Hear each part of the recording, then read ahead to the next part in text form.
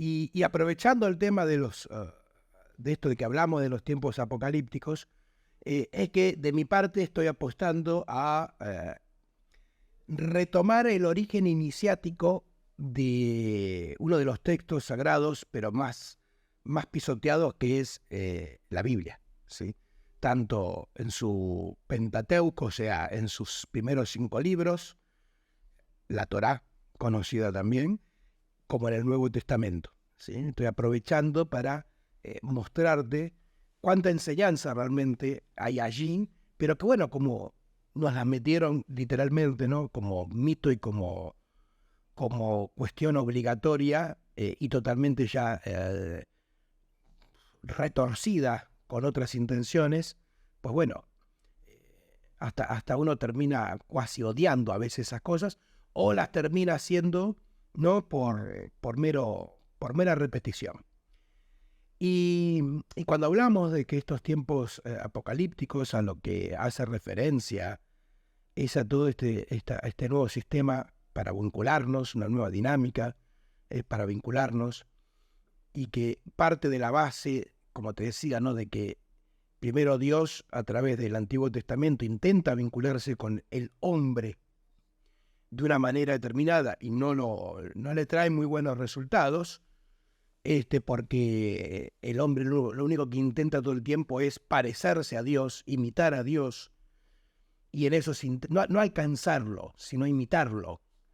Y vemos cómo eso va trayendo distintos fracasos donde Dios se enoja, borra la humanidad, borra los pueblos, los castiga, ¿no? O sea, y la gente intenta, ¿no? Intenta, como nos cuenta el mito, ¿no? Hasta que un día, bueno, manda al hijo a ver si, como te decía, no se puede resolver.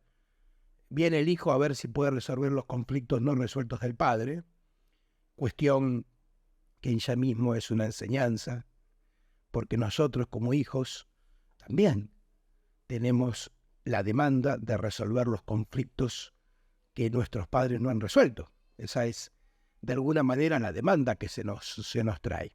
O sea, ahí lo podemos ver cómo eso se refleja en un texto como ese. Y es Cristo justamente el que cambia en esa apuesta de nuevo discurso en la lógica, porque ya no es la vinculación del hombre con Dios como lo hacía Dios.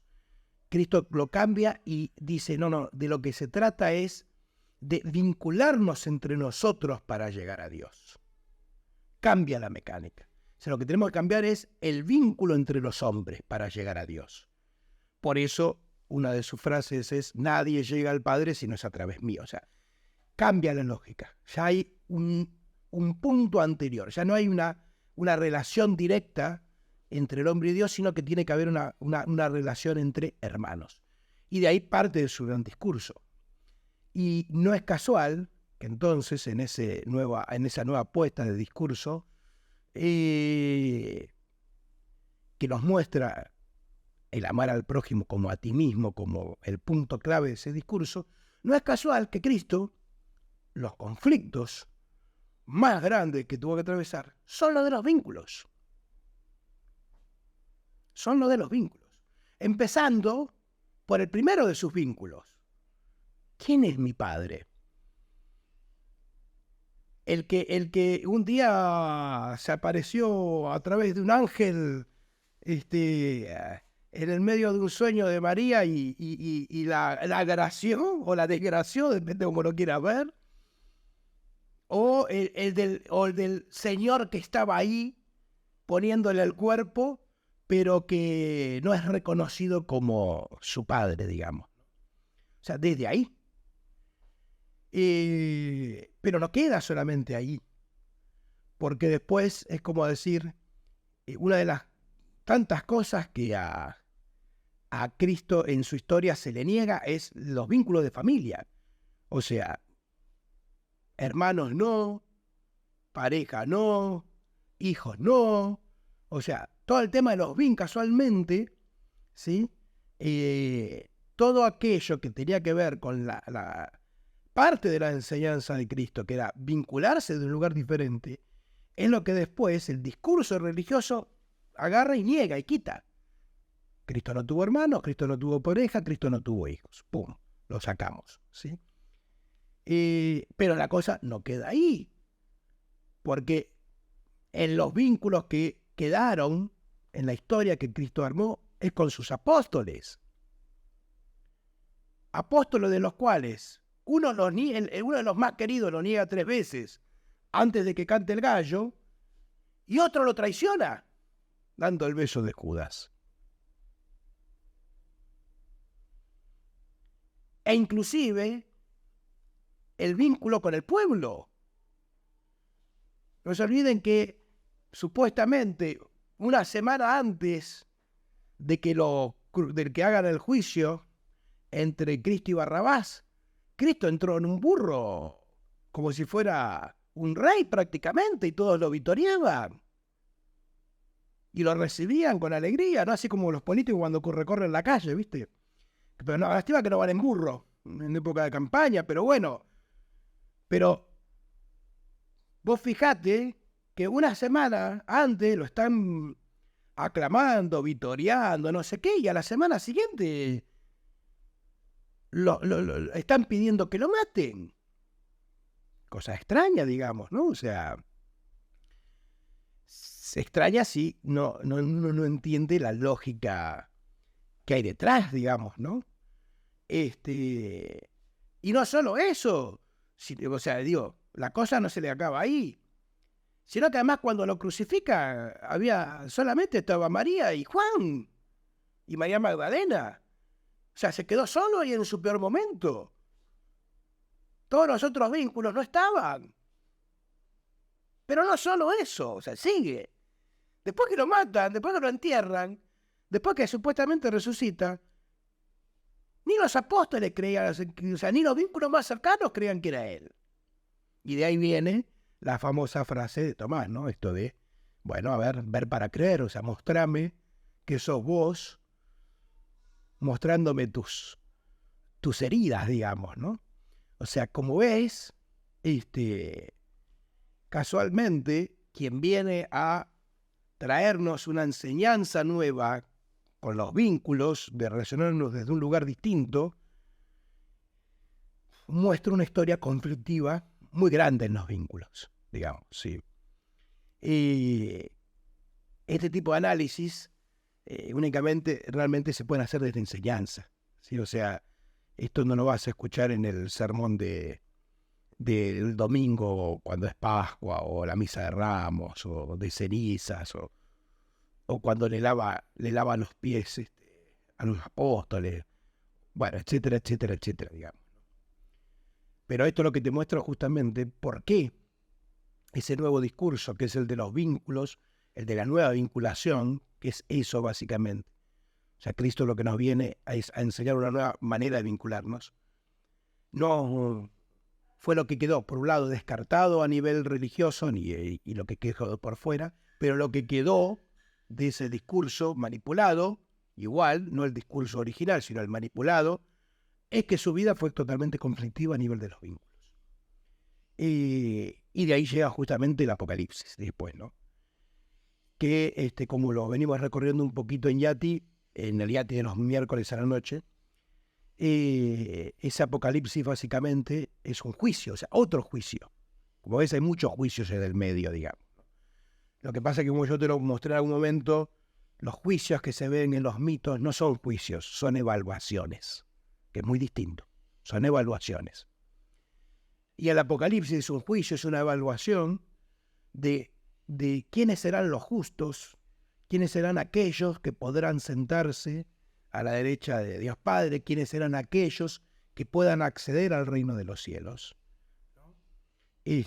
Porque parte de esa nueva vinculación que Cristo propone, en donde Él se pone como intermediario, es que justamente es para lograr eso que el humano perdió en su momento, que era ese lugar en el reino de los cielos, cuando Adán y Eva son expulsados del paraíso. O sea, acuérdense que el paraíso no estaba en el campo, digamos, ¿no? El paraíso está el Edén, estaba en el reino de los cielos, ¿sí? En otro plano. Y el Apocalipsis entonces tiene que ver con eso. Y esa evaluación, como te lo contaba, está asociado a otro mito, egipcio, que es esto de lograr esa vida eterna, como la que propone el acceso al reino de los cielos, si tu corazón pesa menos que una pluma.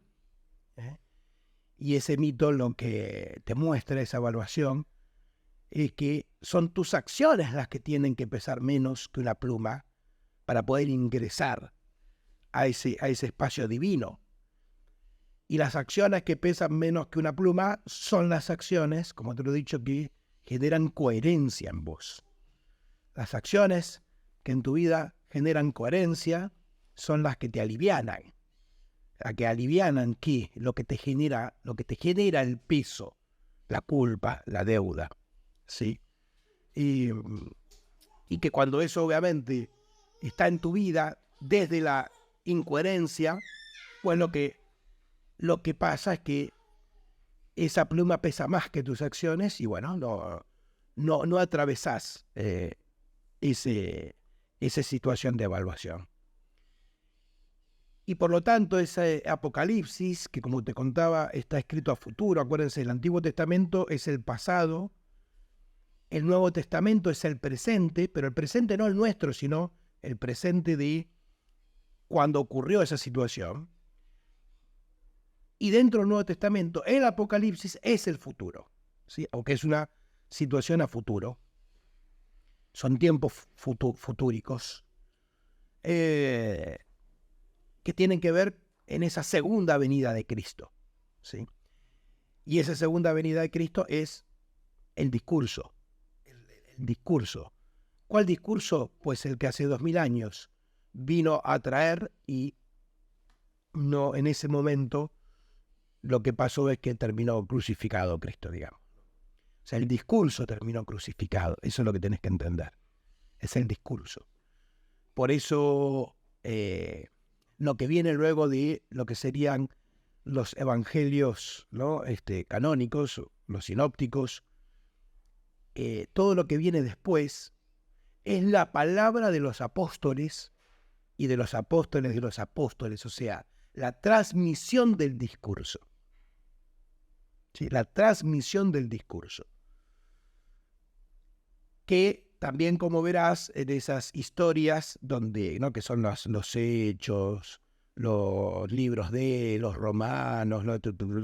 hasta que llega el Apocalipsis, digamos, y que aparte fueron a los 4 puntos cardinales, o sea, ¿no? Y no te olvides que a esos apóstoles no es que les iba muy bien compartiendo ese discurso.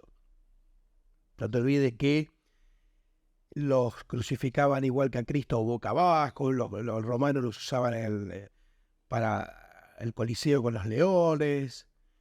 O sea, digo, no es que la transmisión de esa enseñanza, que es lo que se conoce como el cristianismo antiguo, o la gnosis del cristianismo, tuvo una repercusión diferente a lo que le pasó a Cristo.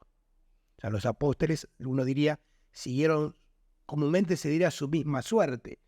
Yo diría su misma mala suerte en todo caso, porque eso, que te tiren a los leones, que te crucifiquen boca abajo, no lo veo como una situación muy suertuda, digamos, ¿no? Pero bueno,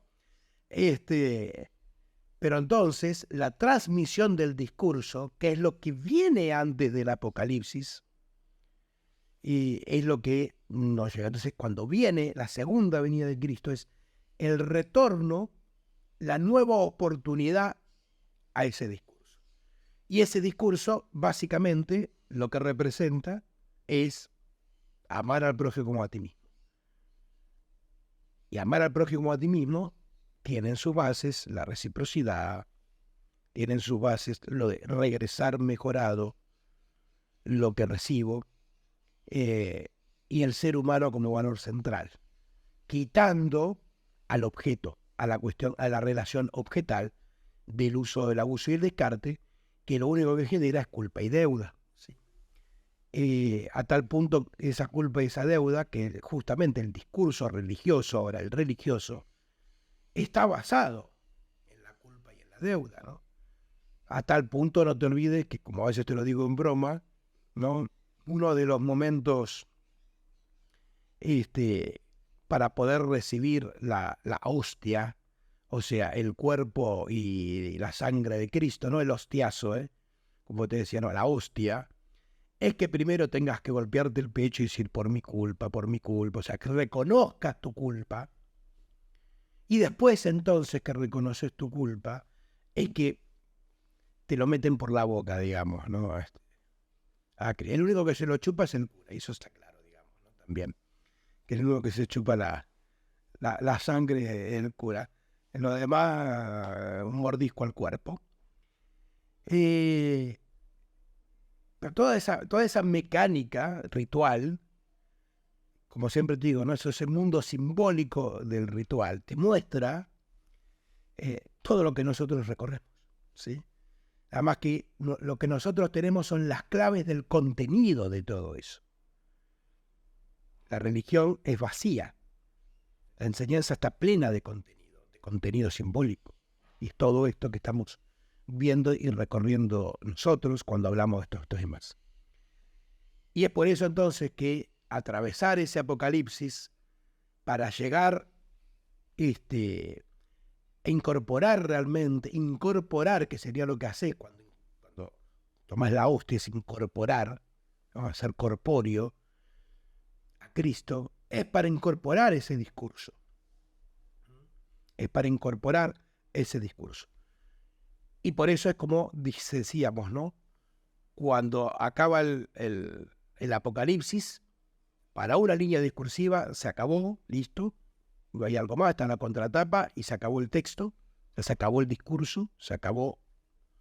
Pero para quienes apostamos a un nuevo discurso, lo que entendemos que para avanzar tenemos que retroceder. Y ese retroceder es volver al origen. Y ahí es donde conectamos con el Génesis.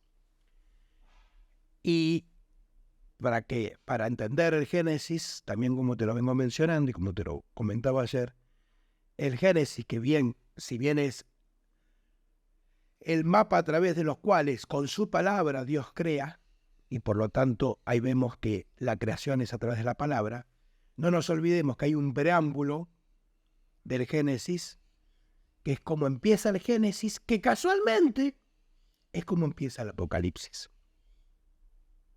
No te olvides que el Génesis y el Apocalipsis empiezan de la misma manera.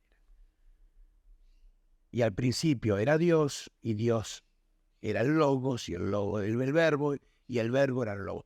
Casualmente, el Apocalipsis empieza exactamente así, igual que como empieza el Génesis. Son esos detalles que, vuelvo a decirte, cuando uno no tiene las claves, las llaves, las reglas del juego, como te digo, nosotros no inventamos las reglas del juego, conocemos las reglas del juego, no las inventamos, pero las conocemos. Es que cuando conocemos las reglas del juego, que logramos conectar todo esto y cómo se conectan el Apocalipsis con el Génesis.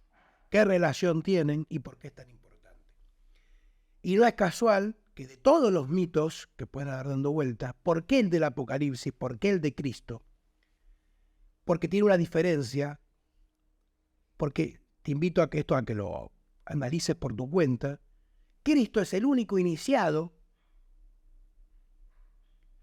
que lo que invita es a la conexión personal y social. No hay otro iniciado que trabaje los dos polos. Todos los otros iniciados te invitan a desarrollar tu mundo interno. Pero ahí quedan. Y como yo te lo vengo contando desde hace tiempo, este camino tiene dos etapas. El camino interno tiene dos etapas. Primera etapa, tu camino interior, pero la segunda etapa es, bien, ahora eso va volcado a lo social porque somos una sociedad. No vivimos en un planeta donde estamos solos. Y si justamente, Cristo es el único que aborda el tema de los vínculos para que se entienda. Vos buscá donde Hermes habla de los vínculos, buscá donde Buda habla de los vínculos. Donde el que se te ocurra habla de los vínculos. No, a lo sumo te habla de la representación interna, pero no te habla del tema de ponerte a prueba con el otro, digamos. Y es más, la mayoría de los mitos, si mirá los mitos, como tal. Por eso es tan importante el mito de Cristo como tal, el del Apocalipsis, y entender toda esta lógica, ¿sí? Porque es el único que propone una nueva relación. Y la única manera de llegar a conectar nuevamente con lo divino es si conectamos con nosotros, conectamos con el prójimo, y cuando logramos conectar con nosotros y logramos conectar con el prójimo, es que podemos conectar con Dios. No se puede conectar con Dios si no aprendes a conectar con el prójimo. No se puede conectar con Dios si te conectás con el otro, pero no te puedes conectar con vos mismo. Como siempre, todo es una integración de los polos. Me aprendo a conectar conmigo, me aprendo a conectar con el prójimo, me conecto con lo divino. Ese es el mensaje de Cristo. Detrás de él nadie llega al Padre si no es a través mío. Porque Cristo era hombre. O sea, nadie llega al Padre si no es a través del hombre. ¿Sí?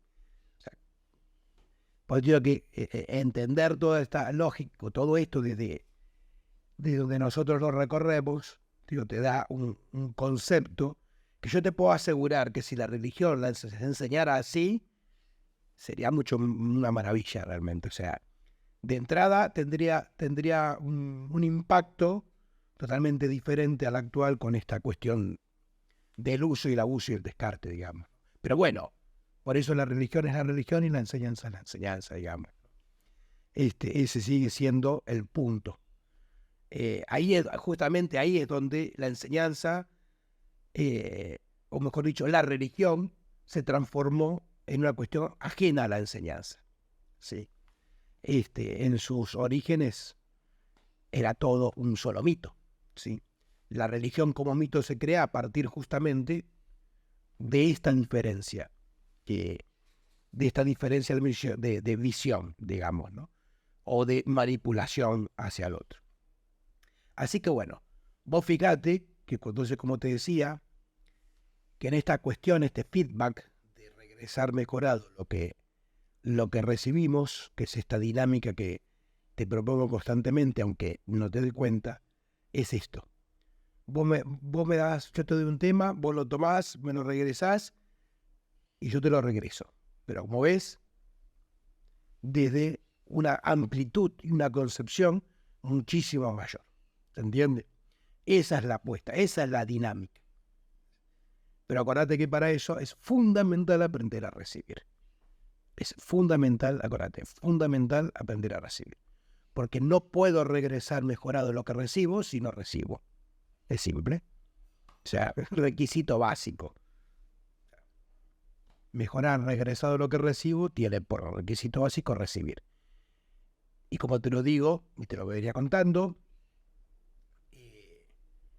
por cultura solo sabemos poner. Solo sabemos lo que se diría dar, pero no sabemos recibir. Por eso la enseñanza a lo que te invita es a recibir, no a dar. Y que hay una diferencia enorme entre dar, como lo propone, por ejemplo, la religión, a regresar mejorado a lo que recibo. Hay una diferencia abismal entre las dos cuestiones. Es un concepto totalmente diferente el de dar al de regresar mejorado lo que recibo. Es otro mito, literalmente. Otro mito. Porque el mito de dar, lo único que termina generando es cada vez más manos que quieren tomar eso.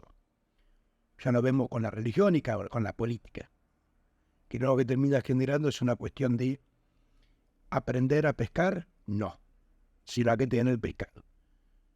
Siguiendo con la lógica del Cristo pescador de hombres y que a lo que vino era enseñarle a pescar, ¿no? Por eso parte de sus discípulos eran pescadores, digamos. Si bien había de todo, pero no te olvides que como mito eran pescadores, ¿sí? Pero Cristo no daba. Cristo regresaba mejorado. lo que recibía. Pero bueno, esa así no te la cuento ahora, en este momento tenemos más letra para seguir recorriendo. Pero vuelvo al punto, entonces, como para darle el paso a Su, antes que la mano amarilla esa se le quede ahí toda dura, digamos, de estar tanto tiempo ahí arriba. No te olvides que entre todo lo que cuenta la historia de Cristo hasta llegar al Apocalipsis, todo lo que hay en el medio es la transmisión de la palabra. La transmisión de la palabra, ¿sí? La transmisión del discurso. Eso no es un dato menor. Porque al fin y al cabo es tan importante el tema de la palabra, aunque para nosotros en lo común sea tan elaborado y que no tenga ninguna importancia, es que si vemos el conjunto de la Biblia y los textos sagrados y todo eso, al fin y al cabo eso es la palabra de Dios. Cosa que es simbólica hasta el punto de que no te dicen que es la voz de Dios. No te olvides que Dios, por ejemplo, en todo el Antiguo Testamento, era una voz. Nunca tuvo una aparición directa. Cuando aparecía era a través de una zarza, a través de una zarza ardiente, a través de un sueño. Capaz que se fumaban algo por ahí y les hablaba. Pero Dios no estaba en una voz. Pero sin embargo es la palabra de Dios. Y alguien dirá, bueno, es que está escrita. No, porque la escribió el hombre, no Dios. Si no sería la palabra del hombre. En esos detalles es la palabra de Dios, no la del hombre ni la voz de Dios. También te está mostrando algo todo eso detrás.